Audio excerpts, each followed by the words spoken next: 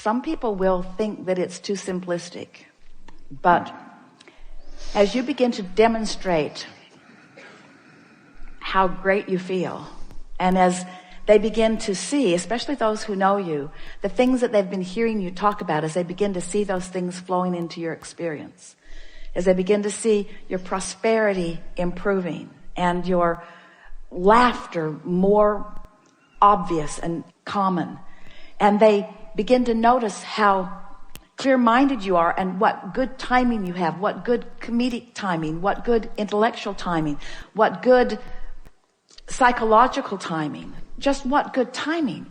It's going to be so noticeable. You are going to be such powerful demonstrators of those who have accessed and harnessed and directed the energy that creates worlds, that a sort of euphoric feeling of joyful invincibility is going to be yours, to the point that when people point out even the most serious seeming from their perspective of problems, you're going to stand solid in your knowing of all is wellness, and you're going to support them in the same way that Source supports you, by not freaking out because they have chosen a lower flying disc.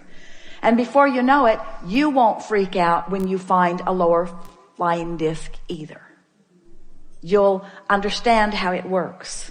You'll understand that, this is just a step one moment, and that's all part of the process.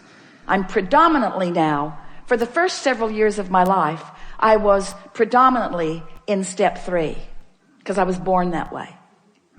Then those around me began insisting that I become more accountable, which meant try to compensate for their inability to stay on their disc.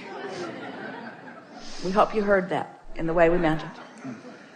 So then I had sort of a rough ride for a while, where I was having predominantly step 1 moments. What are step 1 moments? Contrasting moments where I know what I don't want, so I know what I do want. I know what I don't want, so I know what I do want. So I was asking for quite a few years of my life. I was predominantly doing step 1 moments, stumbling accidentally into alignment, but not really knowing what I was doing. But it was a good plan, because during that step 1 phase of my life experience, all of you have passed through that now. I filled my vortex with all kinds of specifics that matter to me. And now you're in the step 3 phase of your life experience, where now getting on the high flying disc, that's your work, that's your work, that's your work, that's your work, that's your work. So I'm done, Abraham, I'm not going to create anymore. Oh no, because you're not going to stay on the high flying disc. You're going to dip. You're going to still have step 1 moments, but you're predominantly going to be living step 3 moments. Occasional step 1 moments, because you can't not expand. You want to continue to clarify, but predominantly step 3 moments. You see what we're getting at? How can I assure predominant step 3 moments? By making sure every day at least starts there. And if we have done the best sales job that we have ever done about anything, we've convinced you to at least give it a go, to at least try to see what happens. And we would so love a repeat of this gathering with these identical magnificent beings 30 days from today, to hear from you what has happened since you have found and established and maintained and enjoyed and understood what it feels like to be on that light-hearted, good feeling high flying disc.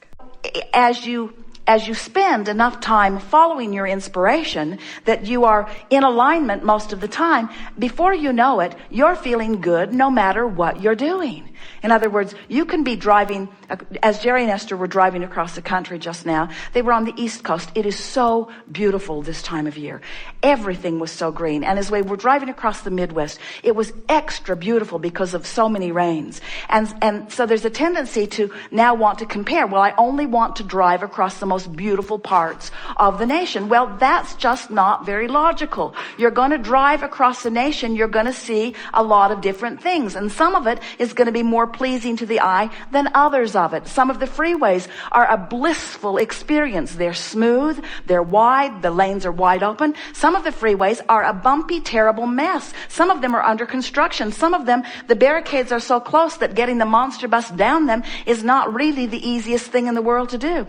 So what do? Do you let the conditions that you're living in dictate the way you feel, or do you become so flexible in your mind that you can find something to feel good about regardless of what the current reality is?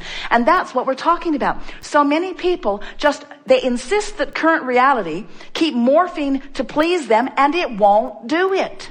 That's why the older you get, the more you complain. If you are expecting the current reality to morph to please you, you have to find the decision within yourself that you are going to find pleasing thoughts. You're going to follow your bliss. You're going to look for it, and sometimes you have to look harder for it than others. Sometimes you have to be more determined to find it than others. Sometimes it's just easy. And those times that it is easy, they spoil you in the literal sense that they make you lazy about your own focus. Now, here's the conversation that we've been waiting to have with you today. You begin to notice that the things that you lightly are contemplating are flowing easily into your experience.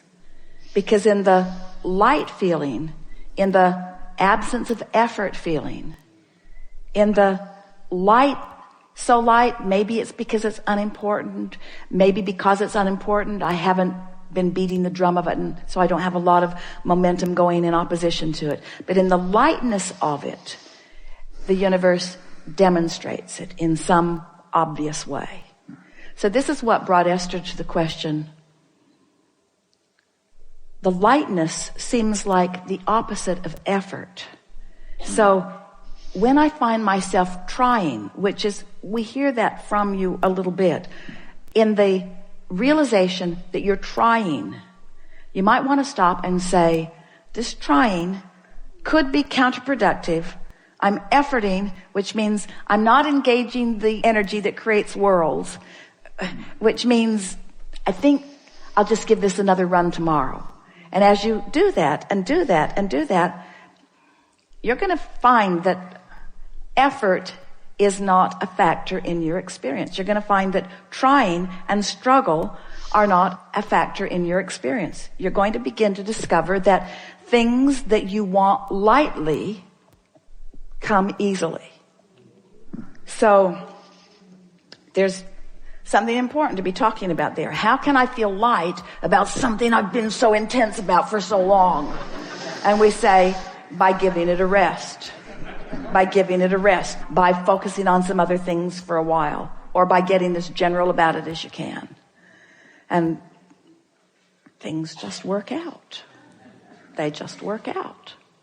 We just want you to find a way of making the focusing on the good feeling things be something that you do for the joy of it, not for the benefit of it, not for the manifestational benefit of it. You're putting it in the box because it felt good to find it. It felt good to think about it. It felt good to see the color in that rug, whether I ever buy it or not. It felt good to imagine that rug on my floor, whether it ever is on my floor or not. It felt good to look at the curves on that woman's body if I ever make love to her or not. It felt good to look at the curves on that woman's body if it ever becomes my body or not. It felt good to see that blue sky if I never see a sky that blue or not. It feels good. It feels good, and that's why I do it. It feels good now. It feels good now in real time. I'm using this creation box as my excuse right now to see the world as Source sees it.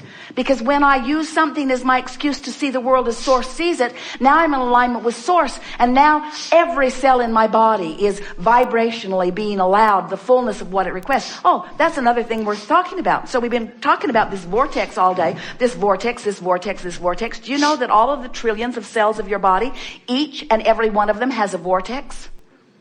And so the cell gets a little out of whack because you ingested something, or you drank something, or you bumped up against some bacteria or something. And so the cell receives it, knows what it doesn't want, knows what it does want, throws it into the vortex. Do you know that you've got trillions of cells putting things into a vortex that is creating a physical body? a cellular body that is like your physical body, and that when you are doing things like playing creation box games or having a massage and basking in the deliciousness of it, or looking for reasons to feel good, or playing the wouldn't it be nice if game, that you are offering no resistance whatsoever, and you are allowing each and every one of those beautiful little cells to live the dream reality that they have put there?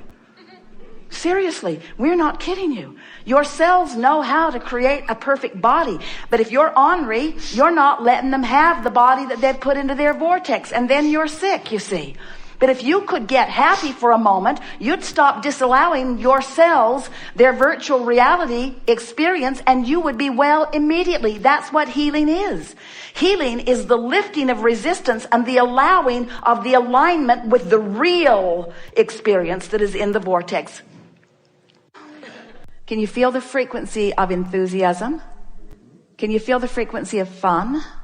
So it's possible to feel a frequency by interpreting it through emotion in a sort of thoughtless place. That's all we're asking you to do. That's the thing to do first thing in the morning. Wake up and enjoy the non-thought. Don't be too quick to try to figure out what this day means and where you have to go and what you have to do. Just give yourself, if you can, 68 seconds of just basking in the energy, in the non-action, non-verbal, even non-thought vibrational frequency. Just give it a chance and see what happens. And then watch how the thoughts begin to follow suit. It is our promise to you. Get that momentum going and you'll be off on the right foot. And as soon as tomorrow, you'll have a day unlike any other day that you've ever had. We're not kidding you. Give it a month and you'll feel absolute control of your experience. And when people see the difference in the way you feel, they'll say, what are you doing? And you say, it's kind of hard to describe. I'm doing a lot less than I've ever done before. Well, what do you mean? Well, I'm focused upon the way I feel. Well, what does that mean? It means I don't want to talk about this with you anymore. There's a really good chance you're going to talk me off my high-flying disc. Well, what are you smoking? Well, it's not like that. This is a non-drug high. It's a non-drug alignment. It's alignment that has always been there for me that now I'm consciously tapping into. It's alignment that I've been stumbling on all my life, just didn't know how to maintain it. Didn't know how to create it to begin with and didn't know how to maintain it. Now I do, so I'm doing a more consistent job of it. So I've got more momentum going. So I've got more airtime happening, more vibrational airtime, more attention, more verbal time, more stuff from me about those pipes that I want to keep open. What pipes are you talking about? Well, you see, there's this path of least resistance between me and everything else. And it's a path of least resistance between me and what I want, and it's a path of least resistance between me and what I don't want. It's a path of least resistance. And I'm just keeping the pathway open on the things that I care about. Well, how do you know the difference? Things I care about that I really want feel good to me when I think about them. When I'm focused upon what I want, it always feels good. When I'm focused in opposition, it never feels good. Oh, seems too simplistic to me, they'll say. I know, it did to me at first. That's why I tried to make it harder than it needed to be. I mean, harder than it needed to be for quite a while. And then who knew? I'm supposed to feel good. Life is supposed to be fun. I have endless unseen energies that have my back, who know what I want, who are pointing the way.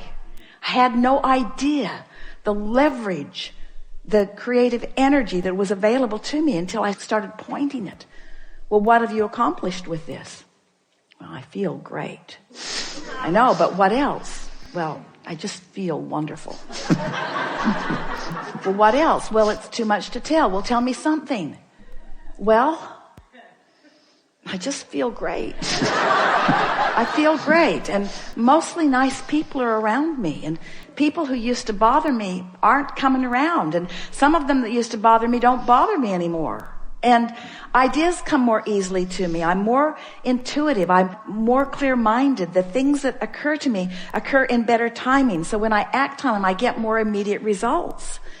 The things that I want are just flowing into my experience. My day-to-day moments are really exciting. I used to look forward to a vacation and kind of put up with everything before it. And now every day feels sort of like that vacation. I have that lighthearted feeling all day, even when you're at work. Yeah, especially when I'm at work, because I feel purposeful there, and I feel momentum there. And there's this give and take thing that happens with me at work.